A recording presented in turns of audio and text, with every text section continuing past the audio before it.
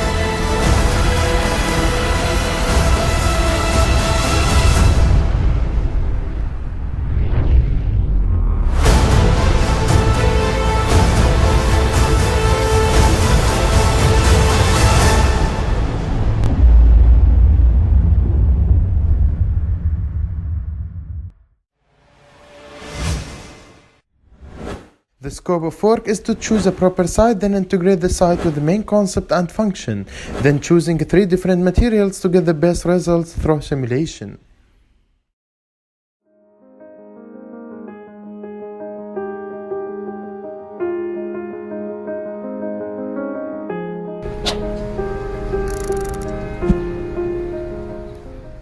The proposed location was to the northeast side of the palm in the south coast of Dubai.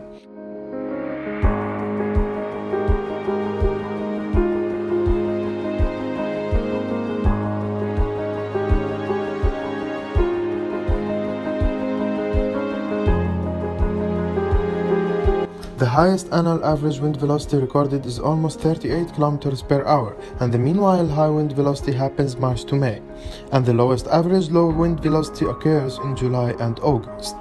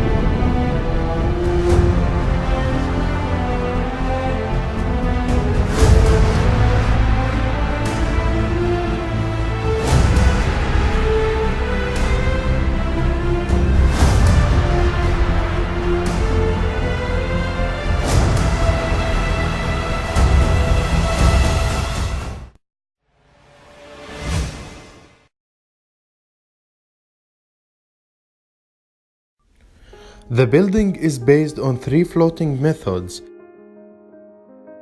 The first method is the cavity inside it, as in the system of ships and boats.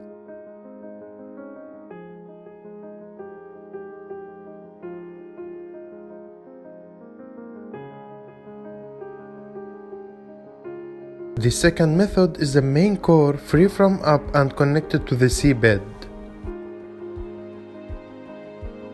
For For the installation of the building in place, there will be suspension cables connected to the seabed with spring for tidal operations.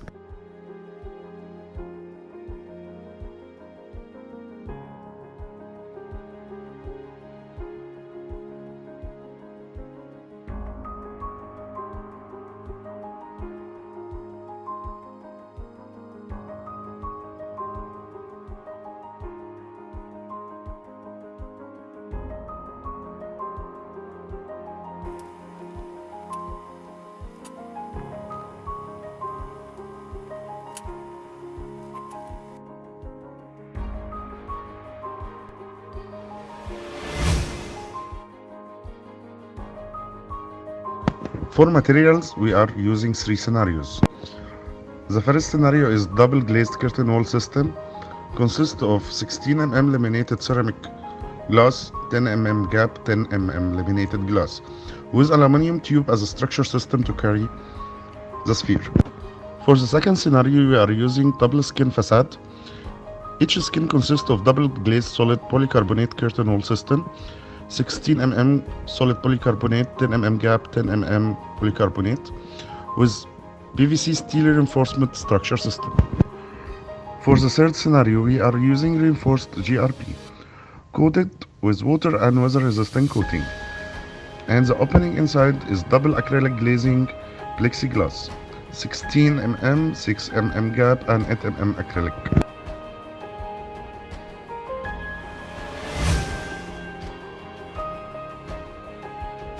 For our project analysis, we are using IES for calculation. In order to create a correct data analysis, we needed to have a water temperature profile for the temperature underwater. As you can see, we created 4 different charts for the 4 seasons of the year. As per the graph, we can see that the room temperature of the museum between April and September are above 24 degrees, which need a cooling system.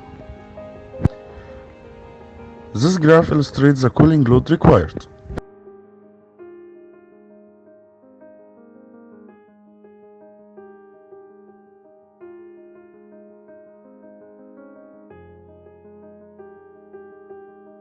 For option number 2, we can see that the annual consumption is 783.4 megawatt per hour.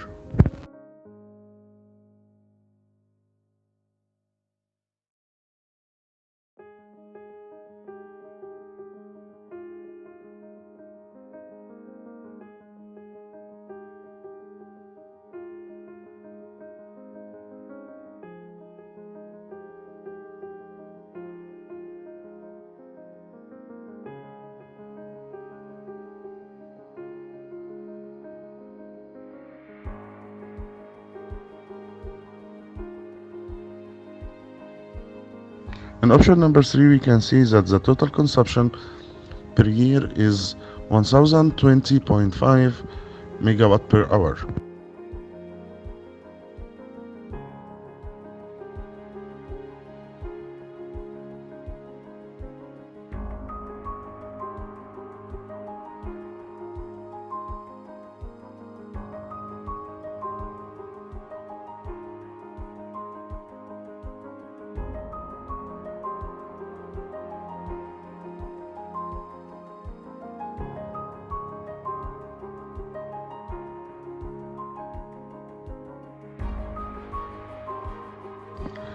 For the radiance, as per the IES simulation, we found that there is no deviation in glare and distribution of light for the internal part of the museum. For the ventilation analysis, we use the flow design program.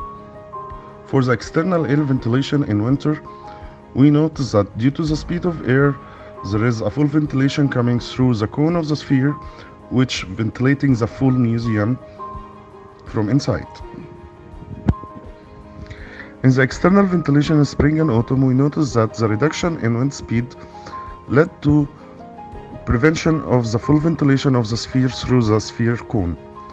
So we added some extra window openings in the top part of the sphere to facilitate the full ventilation of the museum and the research center. In summer, since the full sphere is underwater, we added some fans inside the ventilation cone to extract the air, which will lead to a full ventilation of the sphere.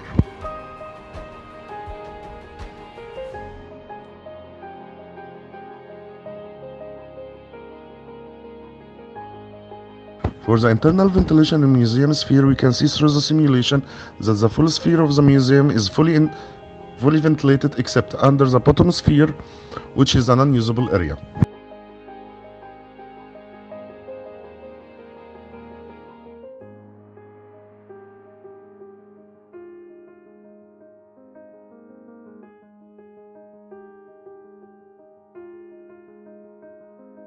Dubai is in the way of establishing a new sustainable assessment method called SAFAT, but since it's not released yet, we'll use another method. There are several assessment methods in the region in which we will use LEED in our project.